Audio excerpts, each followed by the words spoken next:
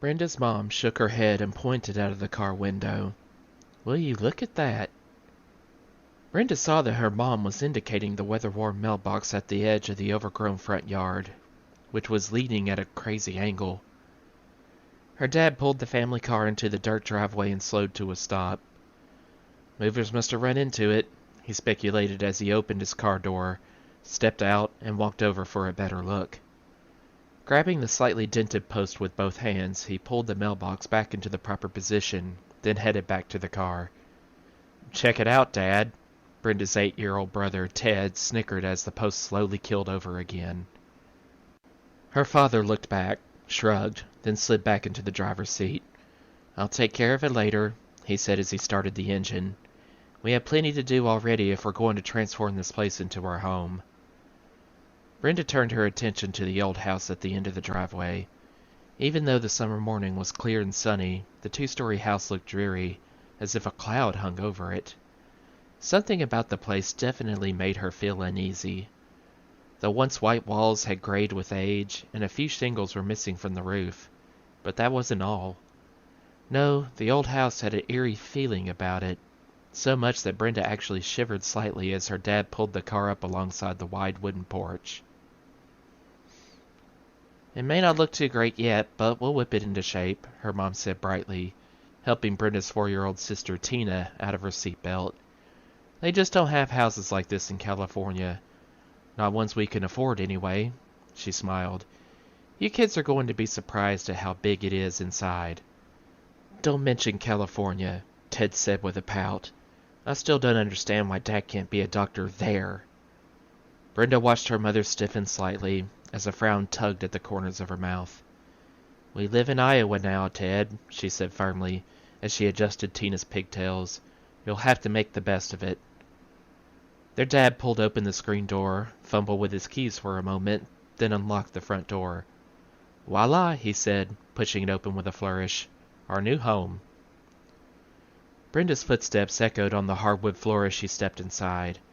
She was surprised at the size of the entryway that led into the huge main room. Wow, this is great, she said sincerely. Are the bedrooms upstairs? Then she glanced sideways at her brother. I get first pick since I'm the oldest. Ted started to protest, but their dad cut him off. That sounds fair to me, he said. Cool, Brenda exclaimed as she worked her way around the stacks of cardboard boxes to a wide staircase that rose along the wall to the right of the front door. I'm going to pick out my room right now. Gripping the smooth, curved banister, Brenda counted the stairs one by one as she went up. At the 22nd step, she found herself in a long hallway with several doors on either side all opened, except for the one at the end. Making her way down the hall, she stopped and stared at the closed door. Suddenly, a weird feeling passed over her, and for just a moment she felt drawn to the room. She swayed slightly as if she might lose her balance. Whoa, she said aloud, thinking that maybe she had run up the stairs a little too quickly. The uncomfortable feeling passed. Brenda turned and went back down the hall to inspect each room, until she found herself back at the closed door. An unsettling notion flickered through her mind. I know this room, she thought. I've been here before. That's crazy, she mumbled under her breath, then reached for the knob and turned it. I've never been to Iowa before. The door opened with a light click and swung silently inward. Brenda carefully studied the room. Larger than any of the others except the one her mom and dad had chosen. It was painted a pale blue, and it had 2 large wood-framed windows that looked down into the backyard. Alright, this looks cool, Brenda said and moved to the step inside. But all at once the muscles in her stomach inexplicably tightened, and she felt a freakish surge of heat flood through her body. As a bolt of terror raced up her spine, she stumbled backward, right into a pair of hands that broke her fall. Ted! She yelled, half in fear and half in relief. Who'd you expect? I live here now too, remember? He said sarcastically. Now, get off my foot. You're not exactly weightless, you know. Brenda moved her foot and scowled at her brother. Look, she shot back, it's not my fault we had to move, so don't take it out on me. Of course not, he said with a smirk. I wouldn't do anything to upset the family favorite. I suppose you've already picked out the biggest bedroom for yourself, right? Brenda glanced into the blue room. Something about it gave her the creeps, and she didn't even want to step across the threshold. No, I want the room right at the top of the stairs. You can have this one if you want. It's the biggest besides Mom and Dad's. Ted narrowed his eyes suspiciously. What's wrong with it? Nothing, Brenda lied. I just like the other one better. She tried to cover up her nervousness by changing the subject. Come on, let's go check out the backyard. By the time she got ready for bed that night, Brenda was exhausted. For hours, the entire family had moved furniture around and distributed boxes to the proper rooms. Even Tina had dragged a small box of toys clumsily up the stairs. Thump, thump, thump. Too busy to think of much else but where to put everything, Brenda hadn't thought about the room at the end of the hall the entire day. But now, in the quiet of her new room, she recalled the creepy feeling she'd had that somehow it had been familiar to her. In fact, just thinking about it made her stomach feel a little queasy, and she tried to calm herself by listening to the sounds of the crickets outside in the tall, dry grass. Then she heard another sound. It was very soft, so Brenda had to strain her ears to figure out what it was. Finally, she realized that someone was crying, and it was coming from the room at the end of the hall. Ted? Brenda sat up and listened again. Yes, the crying was definitely coming from her brother's room. Shaking her head, she climbed out of bed. He really is being a baby about this move, she whispered to herself. After tiptoeing down the hall, she stood in front of Ted's closed door and carefully put her ear up against it. The sound was much fainter now, as if it were coming from somewhere else. She was about to call out to Ted to see if she could make him feel any better. She was his older sister, after all, and it was kind of her duty, when she remembered his weightless crack earlier in the day. He'll be okay by tomorrow, she thought, yawning as she walked back to her room. Stretching out on her bed, she made a promise to herself to try to be nicer to Ted until he felt better about the move. Then, just before she drifted off to sleep, she noticed the crying had stopped. Morning, honey, her mom said, smiling, as Brenda entered the kitchen the next morning. There's fresh squeezed orange juice in the refrigerator. Would you mind pouring some for everyone and putting it on the table? No problem, Brenda answered, as she took 5 glasses from the cupboard and started to put one at each place. Then she stopped. Mom, who isn't eating breakfast with us? She asked. What do you mean, dear? Her mom responded while buttering toast. There are only 4 places, Brenda pointed out. Her father walked into the kitchen carrying a giggling Tina. Of course there are only 4 places, he said with a smile. Why? Were you expecting company? Brenda frowned. What about Ted? Ted who? Her dad said as he situated Tina in her chair and then sat down himself. Brenda looked at both of her parents, then started to laugh. Okay, what's the joke? I'll admit that sometimes I wish we could send Ted to the moon, but we're stuck with him. Brenda's mom and dad gave each other a quizzical look. Come on, you guys. Brenda felt her smile fade. This isn't funny anymore. I'm talking about Ted. My brother? You know, your son. The weird kid in the room at the end of the hall? Her mom shook her head. Brenda, she said slowly, you're right. This isn't funny. We don't have a son named Ted. We don't have a son at all. And the room at the end of the hall is Tina's. It has been for months, ever since we moved here. For a moment, everyone sat in complete silence. Brenda tried to make some sort of sense out of what her parents were saying. Finally, Tina broke the stillness. I know a boy named Ted at school, she offered in a childish whisper. He pushed me off the swings last week. Speechless and about to break into tears, Brenda jumped up from the table and raced from the kitchen. As she ran to the stairs, she could see that there were no longer any boxes in the living room. Everything was neatly in its place as if it had been that way for some time. At the top of the stairs, she stopped. Her head was spinning. She lurched to the end of the hall and opened the door to the room. Inside, she saw Tina's small bed with a small blue comforter on it. At the windows were roughly blue curtains, and a shelf unit on the opposite wall that was lined with dolls and stuffed animals. Her parents were right.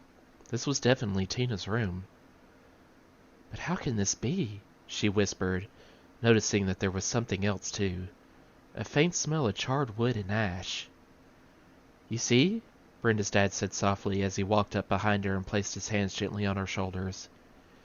Brenda didn't even try to wipe away the tears that were running down her cheeks. "This is crazy," she moaned. I don't understand what's happening." Her father smiled and gently turned her face toward him. "It isn't crazy, honey," he said. "You're obviously upset about something." He paused, then wiped a tear from her eye. "I tell you what, maybe you're just tired. You've been working very hard at school. Why not just take the day off and stay in bed? Once you're rested up, everything will be fine." He gave her a warm hug. "Listen, I got plenty of work that I can do here, so you won't be alone. My partner can see my patients today, okay? So, should I go call my office?" Brenda didn't answer, and she didn't resist as her father guided her back to her room. She suddenly felt extremely tired. "It's just a dream," she thought as he tucked her into bed. "I'll wake up soon and everything will be back to normal." It was early afternoon when Brenda awoke. She slipped out of bed and tiptoed to the top of the stairs. She could hear her father's voice. He was in the den downstairs talking on the phone to someone in his office. Turning, she moved cautiously to the room at the end of the hall and peeked inside. Everything was as it had been this morning. Next, she slipped into her parents' room. Against one wall stood a large oak chest of drawers. On the chest was a handmade lace runner, 3 cut crystal perfume bottles, a small wooden bowl where her dad kept the change he emptied from his pockets, and a collection of family photographs in pretty frames. She looked at one photo after another and saw the smiling faces of her mom, dad, Tina, and herself, but there were no photos of Ted. Returning to her own room, she dressed quickly and hurried downstairs. When she opened the kitchen door, it was remarkably cold outside for summer, but then she remembered that, if several months had really gone by, it could be fall or even winter. She grabbed her jacket from a hook by the door and slipped out. Running to the garage, Brenda looked inside. Well, at least her dad's car was there, along with her bicycle and Tina's old tricycle. Surely Ted's bike would be there too, or his skateboard, or something to prove that he had ever existed. But there was nothing. "What is happening?" she groaned. "Have I lost my mind?" That night at dinner, Brenda told her mom and dad that she felt much better, then chose to be silent. It wouldn't help to have them thinking that she was nuts, so keeping quiet until she figured things out seemed like the answer. Tina chattered about her busy day at preschool, and her mom talked about the new project she was planning at the university. Every once in a while, Brenda noticed her parents glance at her, and then look worriedly at each other. Trying to appear as normal as possible, Brenda helped with the dishes after supper. Then, claiming to still be tired, she asked to be excused. As she trudged up the stairs, Brenda noticed that she actually was exhausted. In fact, she had a little trouble breathing, and what she did take into her lungs had the scent of something burnt. She looked around for signs of smoke, but there were none. Trying to shrug everything off as just her imagination, she climbed warily into bed. But there was no way she could fall asleep. Instead, Brenda lay awake for a long time, listening as her parents put Tina to bed in the blue room at the end of the hall, Ted's old room. She heard the television go on for a while, and soon all was quiet. After a few more minutes of staring into the darkness, Brenda finally drifted off into a light, troubled sleep. But just a few hours later, after a lot of tossing and turning, Brenda opened her eyes. Once again she heard someone crying softly down the hall. She looked at the glowing numbers on her digital clock. It was 12:03. "Tina?" she whispered, sitting up as she heard the cries growing slightly louder. It sounded as if her little sister was sobbing, just like Ted once did. A shudder ran through her and she leaped out of bed. Quickly running down the hall, she threw open what was now her sister's door. The smell of smoke and soot stung her nostrils, and she recoiled in terror. Tina! She screamed. But somehow she couldn't force herself to cross the threshold into the darkened room. Deep inside she knew she had to. Her little sister was in danger. But instead she reeled back against the wall, helpless. Suddenly the light in the room snapped on, and both of her parents were beside her. "Brenda!" her mom cried, trying to hold her as Brenda squirmed away. "What's wrong, honey?" "It's Tina!" Brenda screamed. "You've got to help her. Didn't you hear her? She needs our help." Her father grabbed her by the shoulders and gripped her hard. "Brenda, calm down. What are you talking about? Who is Tina?" Her mouth dropped open and she stared at her parents as if they were total strangers. "My sister," she finally whimpered. "My sister Tina. Don't you remember? Don't you care? What's wrong with you? It's just like what happened with Ted. He disappeared from that room," she sobbed, pointing over the threshold into the awful place. "And you act like he never existed. Well, he was my brother, and Tina was my sister, and—" But Brenda couldn't go on. She broke into hysterical tears and let her father rock her gently in his arms. "Brenda, sweetheart," her mother whispered. She was crying too. "You don't have a brother or sister. You are an only child, and you always have been.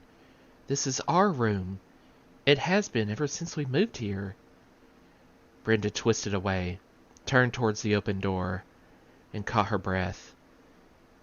Inside the room she could see her parents' bed and the big oak chest of drawers.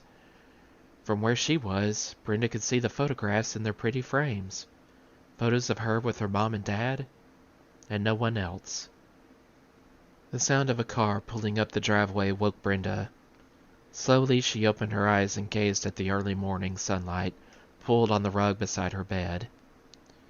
With great effort, she drew herself up and walked groggily to the window. There was an old pickup truck in the driveway, and a small sedan that she didn't recognize was parked behind it. For a moment she just stood looking out, thinking that there was something she should know, but she couldn't quite figure out what. Something had happened, she was sure of it. But what? Turning from the window, she called for her parents, but there was no answer. Then she heard the front door open and close downstairs. "Mom?" she called out tentatively. "Dad, is that you?" But there was no answer. Thinking that they just hadn't heard her, she started to go downstairs when she felt a stab of fear. The voices downstairs were those of strangers. Where are my parents? Her mind raced. Did they decide I was crazy and call these people to come get me? The door to their room at the end of the hall was closed. Cautiously, Brenda eased to the head of the stairs. With her trembling hand just barely touching the rail, she leaned over to see who was there. The foyer was still in shadow, but Brenda could make out two men standing just inside the front door. "As you can see," the taller of the two said, "the fire didn't do much damage to the lower floor. The upper floor got the worst of it, and it was the smoke that got the family. Nice people too," he added, shaking his head sadly. "They hadn't lived here all that long. Moved out from California." Brenda felt her heart pounding.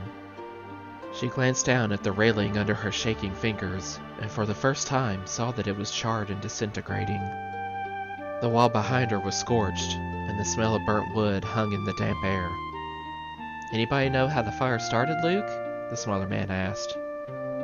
"Looks like it started in the big room at the end of the upstairs hall," the man named Luke responded. "You'll see for yourself when we go up. Nothing's been touched since it happened, and that was about 5 years ago."